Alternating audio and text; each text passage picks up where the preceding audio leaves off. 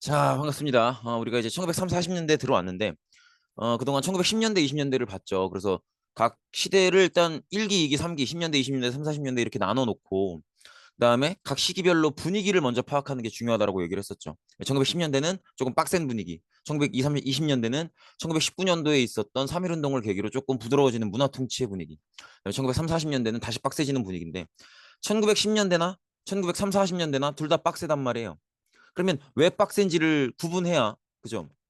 왜 분위기가 빡센지를 구분해야 그 안에 정책도 구분할 수가 있는 거예요. 1910년대는 왜 빡세다 그랬어요? 시작하는 거니까, 지배를 시작하는 거니까 겁을 줘야죠. 그래서 좀 분위기를 되게 빡세게 만드는, 겁을 주는 형태, 그런 정책들이 많았죠. 그래서 분위기를 막 군대식 분위기로 끌고 가는 헌병경찰제, 그죠?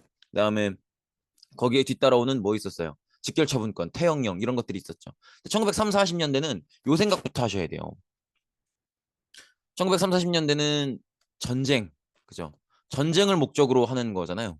그래서 1910년대의 빡셈과 분위기와 목적이 다르다는 거. 1910년대가 단순하게 겁을 주기 위한 거였다면 1930, 40년대는 전쟁이 시작된 거기 때문에 여기에 맞춰서 이 전쟁에 조선인들을 이용하기 위해서 굉장히 빡센 분위기로 가는 거라는 거 정도를 기억해 두시면 되겠고요. 그 전쟁의 배경이 되는 게 우리가 지난번에 얘기했던 것처럼 1929년에 있었던 전 세계적 경제 대공황인데 요 생각은 하셔야 돼요. 그러니까는 일본이 사실은 요거는 위에 적어두시면 괜찮을 것 같아요. 일본은 요 경제 대공황이 오기 이전부터 1920년대에 이미 경제 위기를 겪고 있어요. 이미 어 일본 경제는 1920년대에 진입하기 시작하면 쉽지 않은 상황이 되거든요. 여러 가지 이유들로 인해서. 일단 1차 세계대전이 끝나면서 유럽의 기업들이 원래 하던 사업으로 돌아오고 그래서 일본이 거기에 또 경쟁을 했어야 됐었고 이런 문제들도 있고 또 1920년대 중반에 관동 대지진을 겪으면서 그전 국가적인 재해, 자연재해 이런 것들로 인한 경제 위기도 있고 하여튼 복합적으로 1920년대 일본은 되게 큰 경제 위기를 이미 겪고 있었어요. 이미 겪고 있었는데 경제 대공황이 터졌잖아요. 우리가 작년에 배웠던 거 기억해 보시면 경제 대공황을 돌파하는 방법이 두 가지가 있었어요. 그러니까 미국식 뉴딜 정책, 정부가 돈이 많으면 시민들에게 적당한 일자리를 주고 일을 시켰으니까 돈을 주는. 그래서 정부의 재정을 이용하는 방법. 정부의 재정을 이용하는 방법이 있었고요. 이거 아니면 영국이나 프랑스 같은 경우에는 식민지가 굉장히 많죠. 이 식민지를 이용해서 본국이랑 식민지들끼리 관세 없애고 자기들끼리 블록 경제하면서 돌파하는 방법이 있었다고. 근데 보세요. 정부 재정을 이용할 수 있으려면 정부에 돈이 많아야겠죠. 근데 일본은 1920년대 이미 경제 대공황이 오기 전부터 경제 위기라고 했잖아요. 그럼 이것도 안 되겠지. 그쵸? 그리고 영국이나 프랑스식으로 식민지를 이용하는 방법. 요거는 되려면 식민지가 한두 개 있어서는 안 돼요. 많아야 된단 말이야. 근데 영국이나 프랑스는 본인들이 유럽 국가고 거기서 전쟁이 1차 대전이 있었으니까 고생은 했지만 어쨌든 갖고 있는 식민지는 되게 많잖아요. 영국, 프랑스 식민지 얼마나 많아요. 그러면 걔들은 그걸 이용해서 돌파가 되지. 하지만 일본은 어때요? 일본은 가지고 있는 식민지가 두 개밖에 없죠. 조선, 대만 요 두 개밖에 없단 말이에요. 근데 사실은 대만을 하나의 식민지라고 보기에는 규모가 너무 작죠. 제주도보다 좀 큰 수준인데 뭐 조선도 뭐 이렇게 남북한 합친다고 해도 뭐 이렇게 엄청 큰 나라는 아니잖아요. 그냥 적당한 것보다 조금 작은 정도의 그런 지금이야 인구가 워낙 많으니까 인구빨로 조금 그래도 중규모는 된다 이렇게 얘기할 수 있다고 쳐도 그때는 인구도 그렇게 많지 않았단 말이에요. 그러니까 조선이나 대만이나 이거 두 개밖에 없는데 둘 다 그렇게 대규모의 식민지도 아니라는 거죠. 그러니까 식민지가 별로 없는 거예요. 그러니까 식민지로 경제 대공황을 해결할 수 있는 돌파할 수 있는 정도의 방법이 안 된다는 거죠. 그러니까 이 둘 다 안 되는 거예요. 그래서 일본이 선택했던 방법이 이제 어, 침략인 거죠. 그래서 연도를 외우실 필요는 없지만 이렇게 3단계라는 거 정도는 기억을 해 두셔야 돼요. 그래서 만주 침략, 중일 전쟁, 태평양 전쟁 이렇게 3단계다라는 거 정도 봐두시면 되겠고 요게 물론 뒤이어서 지도를 보여드리겠지만 그냥 요 딱 세 줄만 봐도 머릿속으로 어느 정도 지도는 떠오르셔야 돼요. 대충 지금 요 정도 이거 들으시면서 머릿속으로 이 정도 이미지는 떠오르실 거예요. 우리나라 있고 중국 있으면 여기가 만주잖아. 그러면 이렇게 갔다가 이런 느낌 아닙니까? 그죠? 요 정도는 제가 지도를 보여드릴 거지만 안 보여드려도 머릿속으로 떠올릴 수 있어야 된다 이거예요. 이해되시겠죠? 그 정도로 보시면 되겠고 또 이것도 봐두셔야 돼요. 만주 침략 중일 전쟁까지는 지금 일본이 누구를 상대로 싸우는 거예요? 중국을 상대로 싸우는 거고요. 그 다음에 태평양 전쟁 넘어가면 여기서부터는 미국을 상대로 싸우는 거죠. 한자로 써드릴까? 이렇게. 아무튼 그런데 보통 이제 뭐 태평양 전쟁 때 이제 미국을 공격한 게 이게 이제 일본의 최대 실수 중에 하나다 뭐 이런 얘기를 하죠. 뭐 어쨌든 간에. 그런데 그렇게 보면은 만주 침략이 1931년이니까 이때부터 본격적인 전쟁 국면에 들어간다는 거잖아요. 그렇게 보면은 1930, 40년대를 전쟁 분위기로 보는 게 맞죠. 그렇게 일단 볼 수가 있고 그다음에 일본은 사실은요. 우리가 지금 생각을 안 하고 있어서 그렇지 물론 이제 아직 독립운동을 본격적으로 배우기 시작하지 않았으니까 그런 거겠지만 어, 보시면 1931년도에 만주 침략이 시작되기 이전에도 전쟁 분위기로 가기 이전에도 이미 일본은 싸우고 있어요. 누구랑? 우리나라의 독립군들이랑. 그럼 이거 뒤집어서 생각해 보면 우리나라의 독립군들은 그동안 혼자 싸워왔다면 1930년대에 들어가면 같은 팀을 먹어볼까 하는 그런 희망을 가질 수 있는 나라가 생긴 거죠. 그게 중국, 나아가서는 미국인 거죠. 그래서 이렇게 이 나라들이 한국 독립군들과 함께 싸울 거다라는 생각도 넌지시, 그러니까 여기서 지금 이 정도는 추론이 돼야 된다는 거예요. 잠깐만, 우리는 계속 저항을 하고 있잖아. 근데 일본이 중국이랑 전쟁을 시작했네. 그럼 우리랑 중국이랑 같은 편 먹을 수도 있는 거 아니야? 요 정도는 생각할 수 있어야 된다는 거죠. 이해되시겠죠? 요 정도를 봐두시면 되겠고요. 그래서 이렇게 이 지도죠. 그래서 이렇게 하니까 일본이 만주인 것처럼 됐는데 여기가 만주죠. 그래서 이렇게 올라가서 이렇게 이제 전쟁이 점점점 규모가 커지는 그런 양상을 볼 수가 있고요. 그래서 이 전쟁에 우리나라를 이용하기 위해서 여러 가지 정책을 펼치는데 그걸 이제 한국을 병참기지로 만든다 뭐 이렇게 얘기도 하고 병참기지화 정책이다 이렇게 얘기도 하는데 병참기지라는 건 뭐냐면 병참을 하는 기지가 병참기지겠죠. 이제 병참은 뭐냐면 그 왜 제가 그 게임을 안 해서 정확하게는 잘 모르는데 왜 배틀그라운드 보면 파밍이라는 개념이 있죠.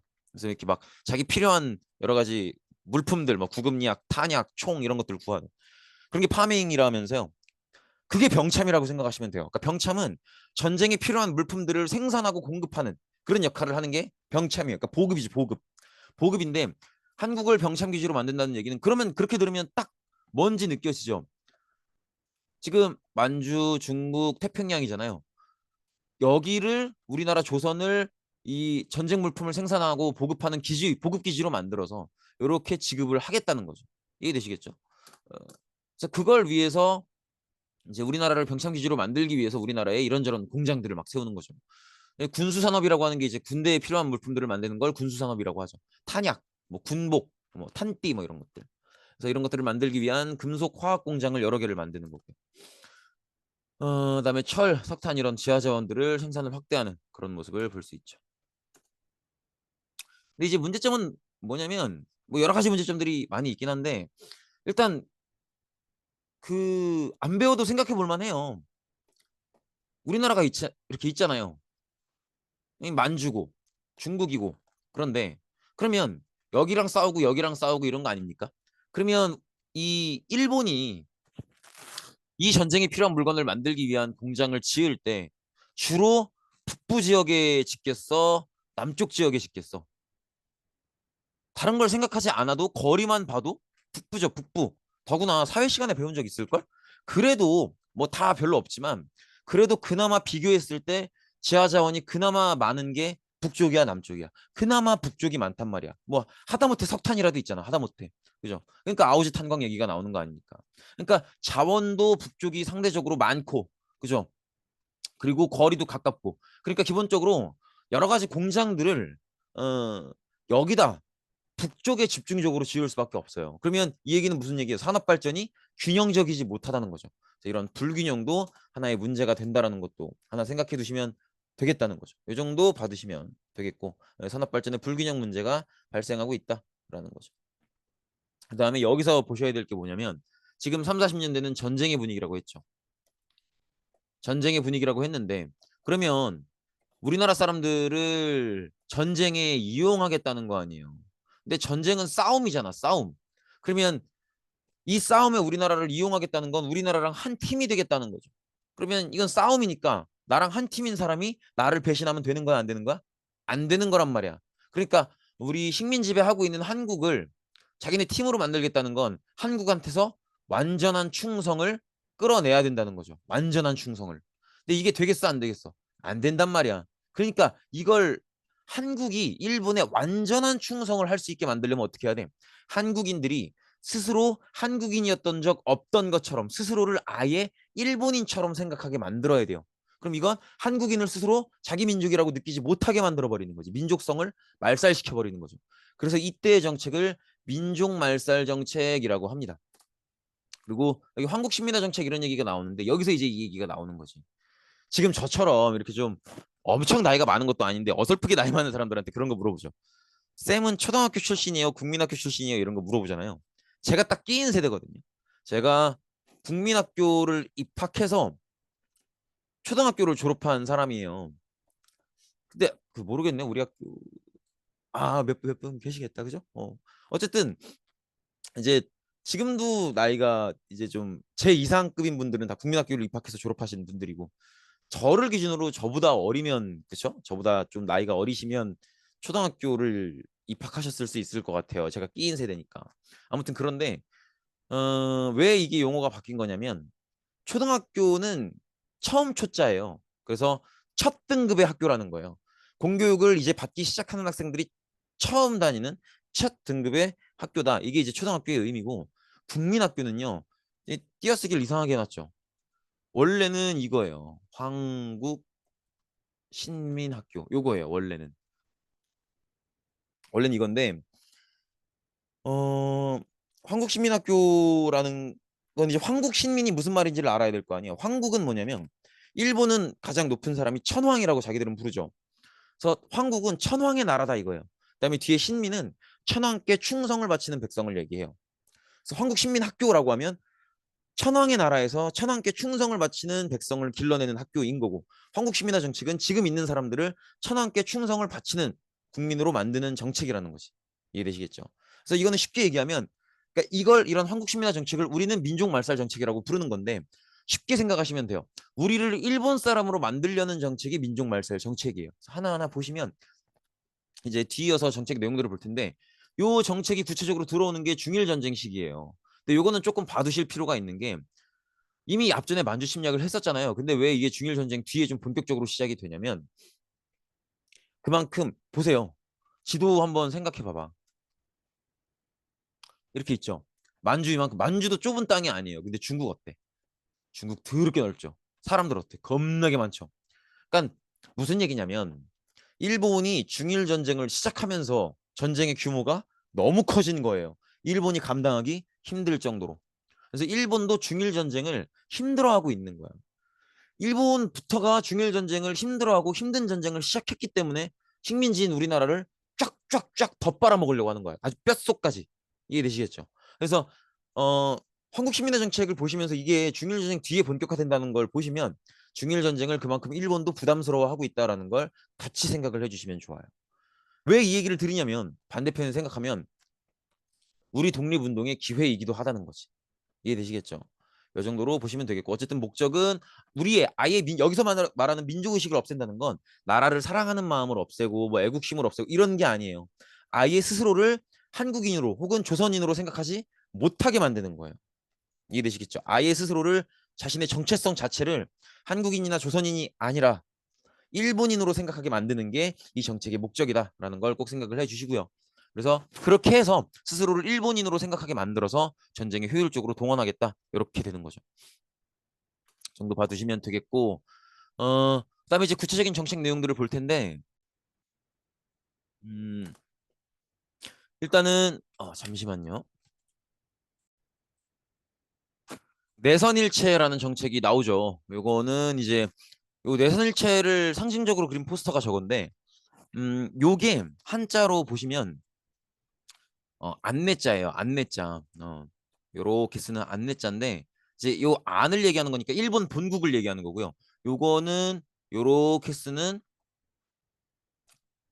선자예요. 선. 이게 이제 조선할 때 선이에요. 요렇게. 그래서 이게 조선이거든요. 그러니까 요거는 일본 일본을 얘기하는 거고요. 그다음에 요게 조선을 얘기하는 거죠. 그래서 내선일체는 일본과 조선은 한 몸이다라는 거죠.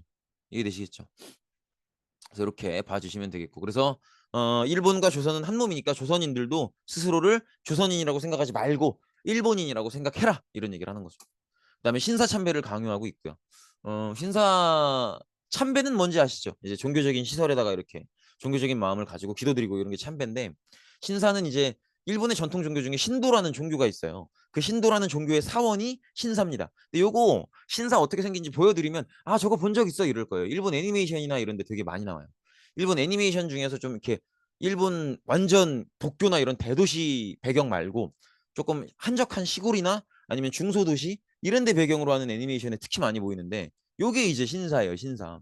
요 입구가 이제 일본의 되게 신사의 상징 같은 느낌이죠, 요게. 그죠?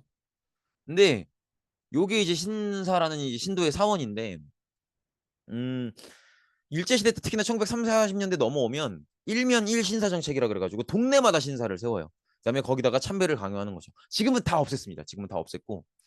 어쨌든 그렇고요. 그다음에 대만에는 신사가 조금 남아 있어요. 대만에는 어쨌든 그렇고요. 그다음에 황국신민서사는 이제 이 암송한다고 하죠. 줄줄줄 외우는 거. 여러분들 어릴 때 구구단 외우는 것처럼. 모르겠다. 요즘에도 구구단 외우게 시키나? 모르겠는데 하여튼 줄줄줄 외는 거예요. 근데 황국신민서사는 뭐냐면 신민으로서, 즉 천황의 백성으로서 천황께 충성을 바치겠다라는 다짐의 내용이에요. 그래서 이걸 이제 이렇게 외우는 거죠. 그래서 그 내용을 보면 이렇게 돼 있어요. 어, 거국구 신민노 세이시 이와 대리왔고 곡구 신민날이 뭐 어쩌고저쩌고 다 못 읽겠다 그죠? 근데 이게 이제 무슨 뜻이냐면 여기 이제 보세요. 황국 신민 서사 그죠? 일 있지 그죠? 아등 우리는 황국 신민으로서 충성을 충성을 다하여 군국께 보답한다 뭐 이런 얘기인 거죠.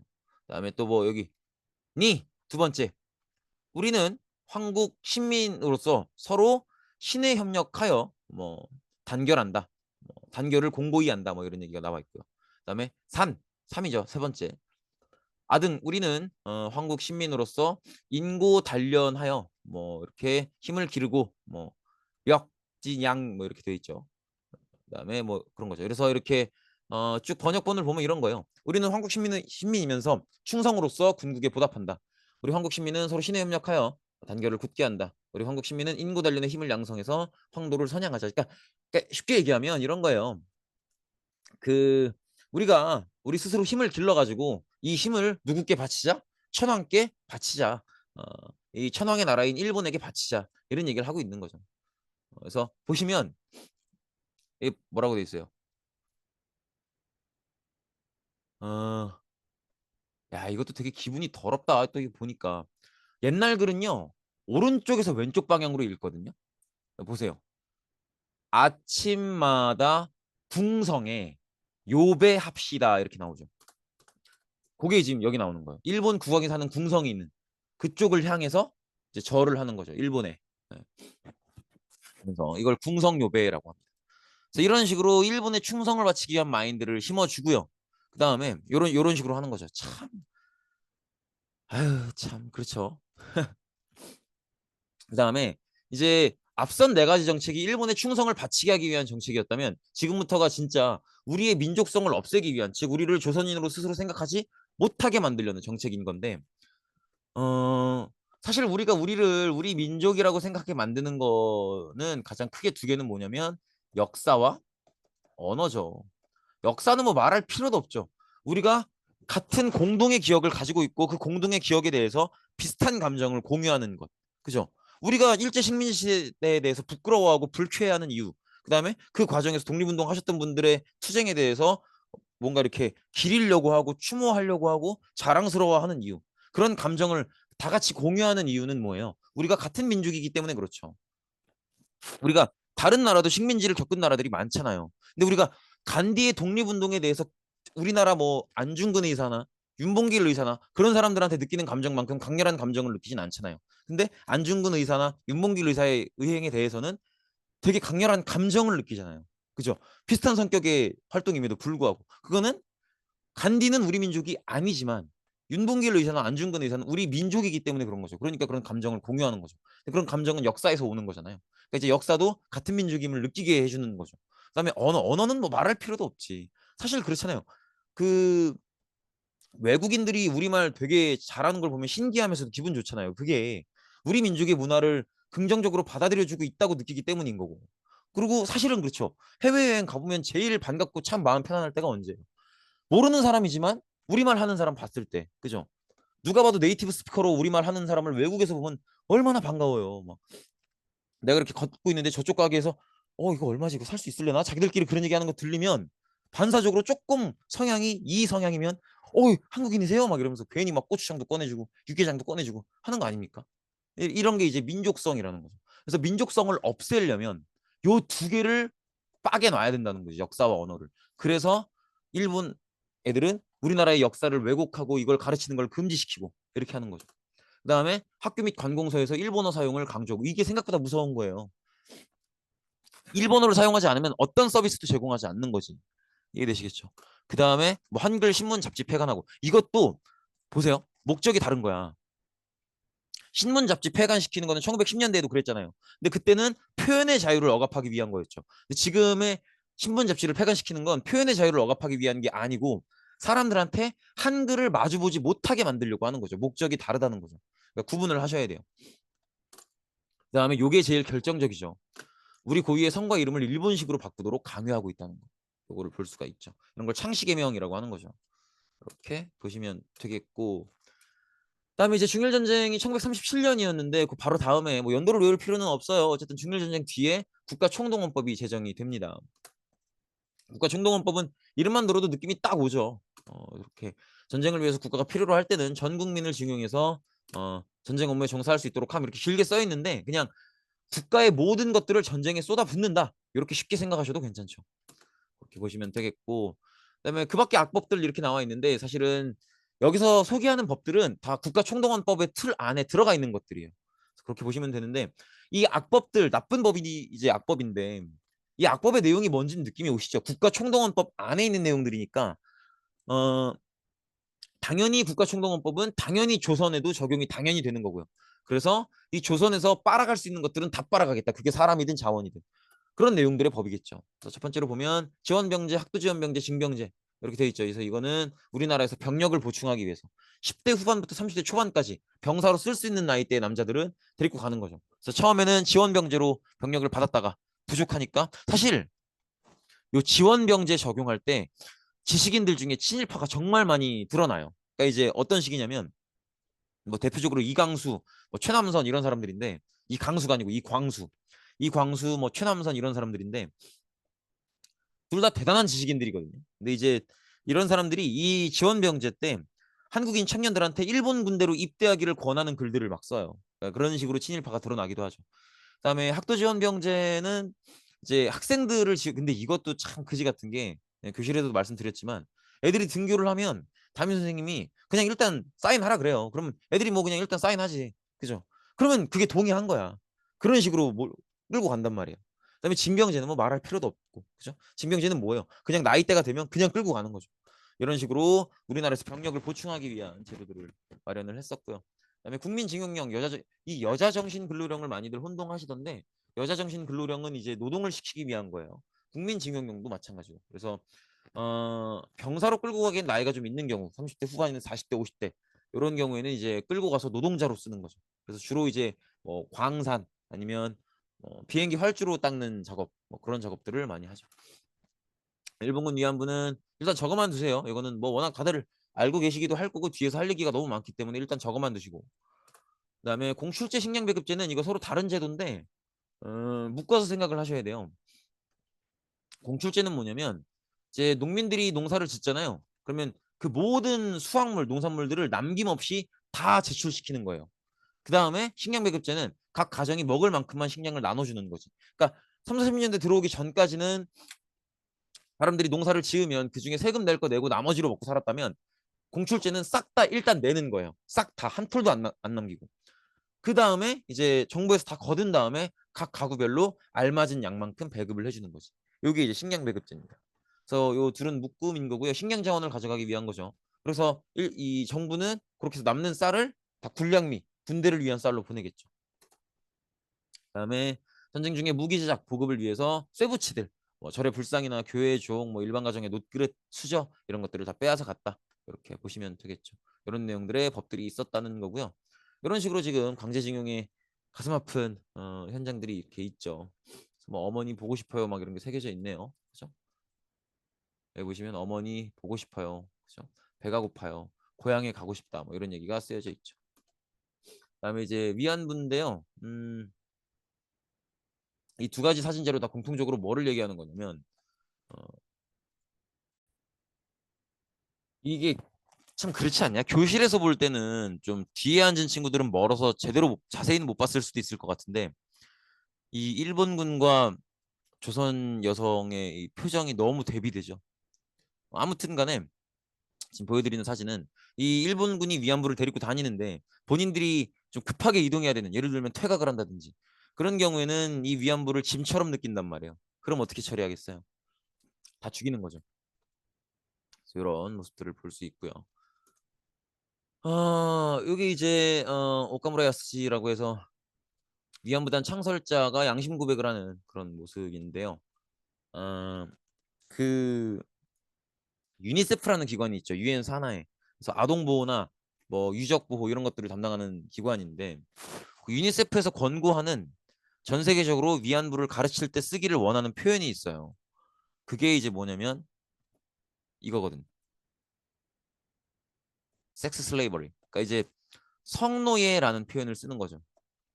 그래서 그 피해 할머님들의 진술을 보면 하루에 보통 피해 여성들 모두가 하루에 보통 30명에서 40명 정도의 일본군에게 강간을 당했다고 하죠.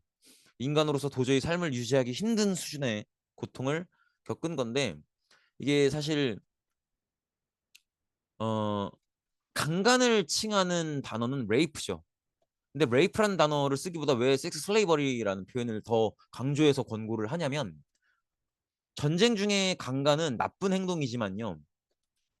일반적으로 있는 거예요. 이해되시겠죠?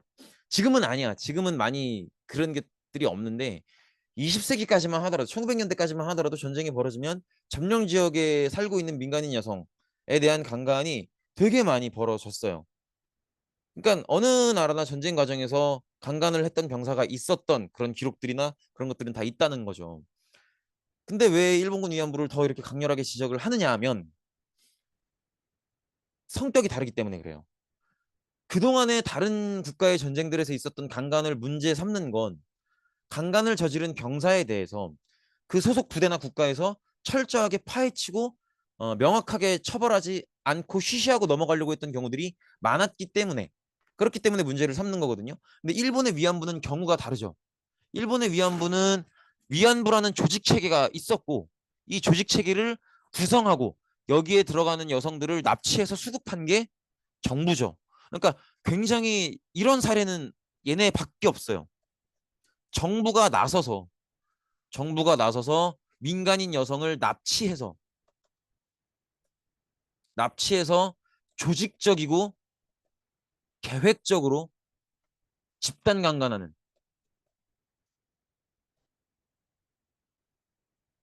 이런 사례는 여기밖에 없습니다. 여기밖에. 그러니까 범죄 행위를 정부가 주도하는 거죠.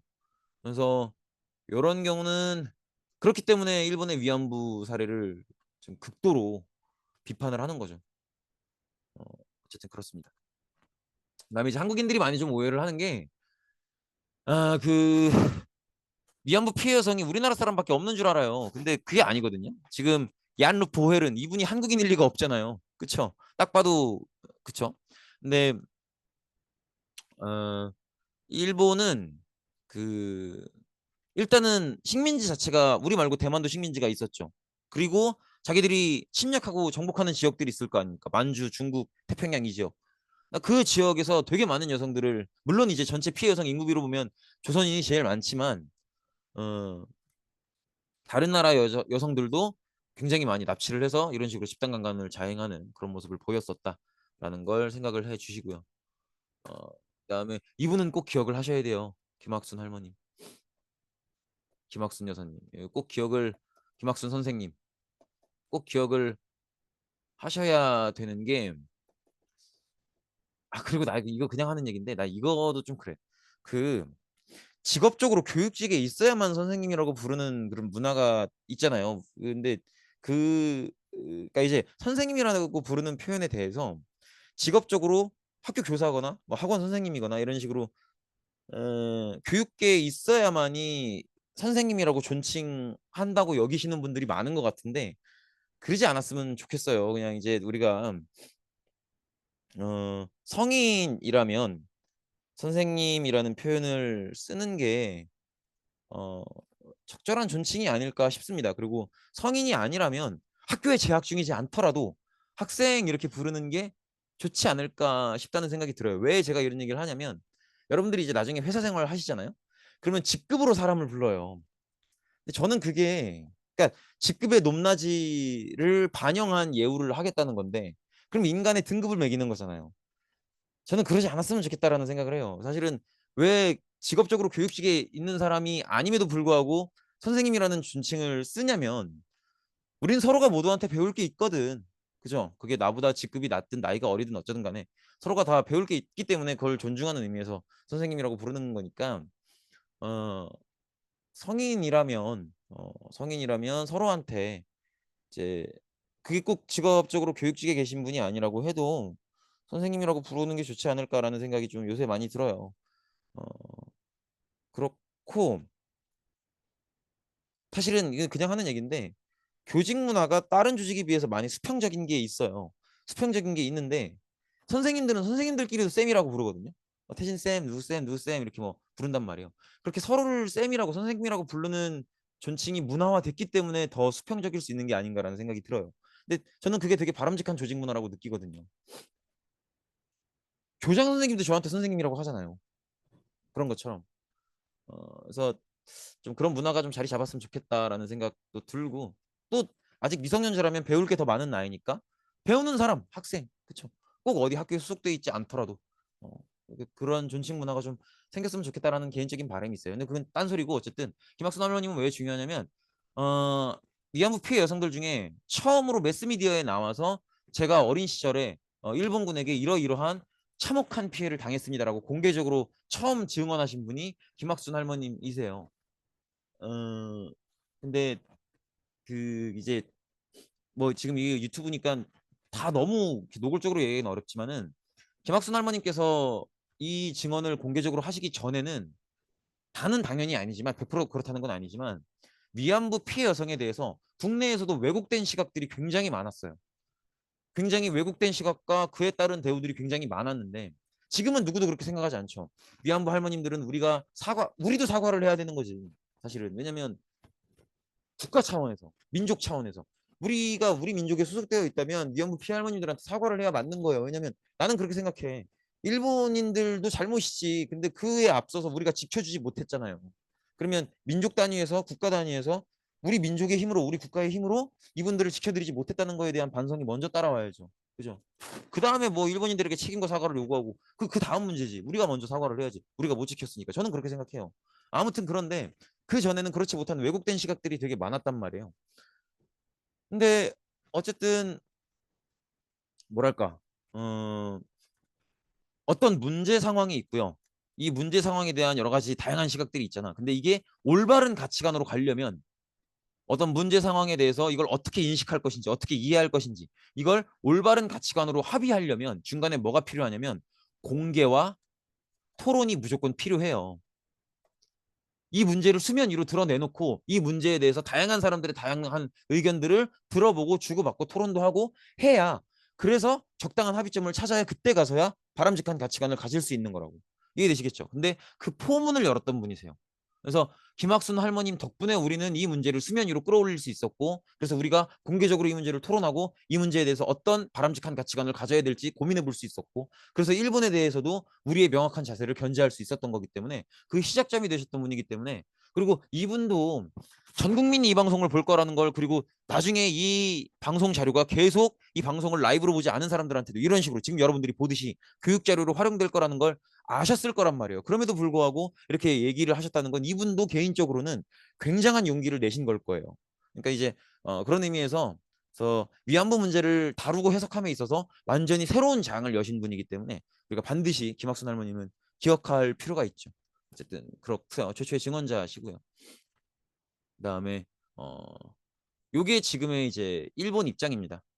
일본 입장이고, 그다음에 우리는 이제 김학순 할머니 증언 이후로 계속 이제 일본 대사관 앞에서 책임 있는 사과를 요구하는 그런 집회를 하고 있어요. 근데 이게 이제 사실 그렇죠. 위안부 할머님, 피해 할머님 입장도 그렇고, 우리가 일본이라 그래서 무조건 싫어하는 게 아니잖아요. 일본인들 다 죽어야 돼 이게 아니죠. 우리가 좋은 문화가 있으면 일본 음악도 듣고 막 그렇잖아요. 요새 뭐 일본 노래 좋은 거 얼마나 많아요. 저도 일본 노래 좋아하는 거 많아요. 그 요새 뭐였지?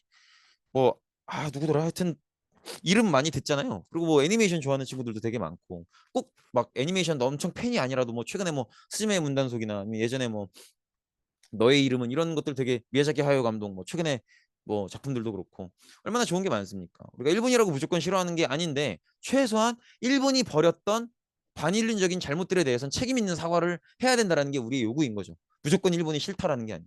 그래서 그런 의미에서 매주 수요일마다 집회를 하고 있는데, 이게 코로나 때는 끊겼었던 걸로 알아요. 당연히 이제 밀집도가 높으니까 그랬어야 됐겠죠. 근데 이제 지금은 아마 올해부터인가 시작됐어요. 다시. 어, 찾아보니까 다시 하고 있더라고요. 그리고 이게 참 그런 게, 피해 할머님들이 연세가 있으시잖아요. 그러니까 자꾸 그 어쩔 수 없는 운명이지 자꾸 돌아가세요. 그러니까 이제 지금 제가 알기로 9분 남으셨거든요. 그러니까 이제 한 분이라도 살아 계실 때 어떤 책임 있는 그런 행동들이 서로 오고 가야겠죠. 아무튼 그렇습니다. 고생 많으셨습니다. 여기까지입니다.